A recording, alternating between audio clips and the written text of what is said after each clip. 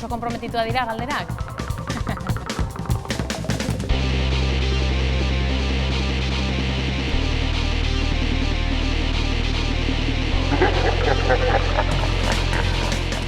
Telebistan ematen duen bezain serioa zara? Ez nuke esango serioa naizenik, egia da nire denbora behar izaten dudala jendearekin konfiantzazko erlazio hori lortzeko, baina orokorrean irrifarra asko egiten dut. Serioa beraz oso serioen naiz. Asmatu alduzu inoiz albisterik? Ez, sekula ez, inolaz ere. Gerta daiteke akatsen bat egin izana, baina nahi gabe izango da kasu horretan, eta gertatu bada, zuzendu eta listo, gertatzen dira halakoak. Askotariko albisteak ematen dituzu. Ze albiste mota idaztea kostatzen zaizu gehien?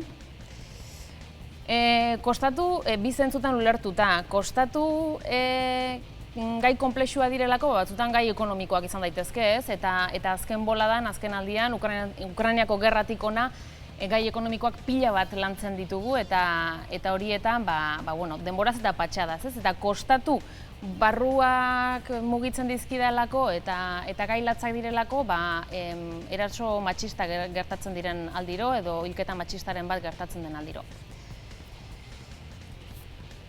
Aurkeztu duzu gaur egunik biharamunarekin?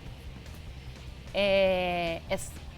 Eta benetan esaten dut ez da trampa, ez dute alakorik egin, akaso gazteago nintzenean edo hasi berrian nintzenean praktiketan eta holakotan, apur bat, akaso, baina ez orain ez dute alakorik egiten, eta gainera kontuan euki nik arratsaldez lan egiten dudala, orduan badaukat bentaja hori. Aurkeztu zure burua Arbizuko hizketan. Nahi izena Nerea Reparaz da, kazetaria naiz, Arbizukoa naiz, eta guaia naiz ETB bateko albistegileek aurkezten. Ikusten duz bien bezala, Arbizuko hizkeran dena ulertzen da. Eta listo? Oso ondo.